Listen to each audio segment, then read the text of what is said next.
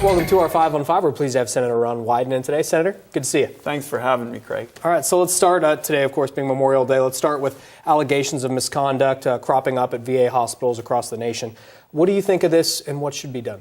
Well, first of all, I have always thought that America, in effect, has a covenant with our veterans. What we say is because they honor us with their service, we will be there for them, particularly in areas like health care and when their families need assistance. And now, to keep that covenant, we've got to fix these problems. And certainly when you hear reports about falsifying records, when there are questions about the lack of accountability, you need, and I stressed this today in a bipartisan way, I intend to work very closely with Congressman Wyden, you need to put in place the fixes that are going to address this.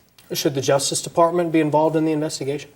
My sense now is we do have, from the standpoint of the Congress and from the Veterans Committees, a thorough investigation going on. What we need to do is make sure that there's no finger pointing in terms of the back and forth in politics. And for example, we need to change the law so that when somebody isn't doing a responsible job, you can replace them. I mean, when people hear that, and I've been having town meetings this weekend, they just are flabbergasted that that's not the law today, and it isn't.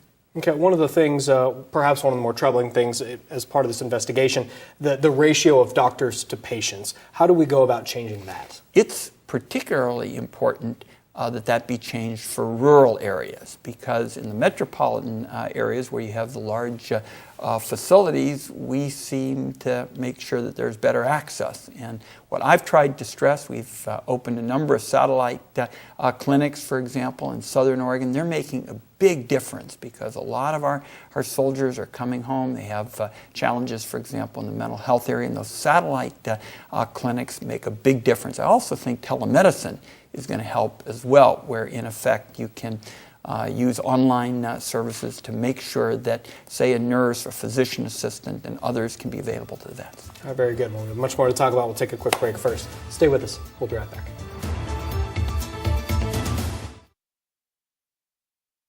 Welcome back to our 5 on 5. Again, we're here with Senator Ron Wyden. Senator, you started your political career as an advocate for seniors. Back when I had a full head of hair and rugged good looks. I saw a recent photo. I loved it. Actually, it wasn't recent, forgive me, but I saw the photo recently, and I love the hair.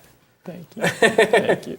So tell us, you began your career in politics as an advocate for seniors. What are you doing right now for our seniors? What I'm focused on now, and I think it's going to be the future of the Medicare reform debate, is dealing with chronic disease. Medicare in 2014 is hugely different than Medicare when it began in 1965. If a senior, for example, broke their ankle in 1965, that was essentially the kind of service that Medicare would deal with. If you were in a doctor's office, you got Part B. If you had to go to the hospital, you got Part A.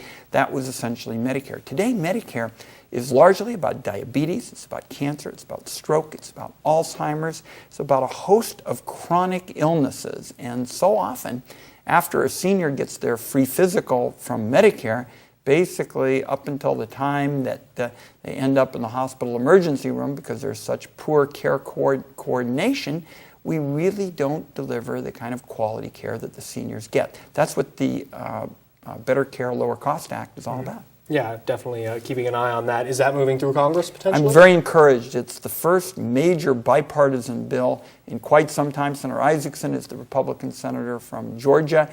In the House, we've got a very talented Democrat, Republican, and I think we're going to be able to get it moving soon. Okay, and obviously we have your plan in the Senate, Congressman Wyden and Congressman DeFazio's plan in the House. Where do we stand with the ONC bills? I'm very encouraged that we're going to be able to have the Oregon delegation on the same wavelength here very quickly. And we all feel that you've got to get the harvest up. That's the bottom line, and we can do it in a sustainable way.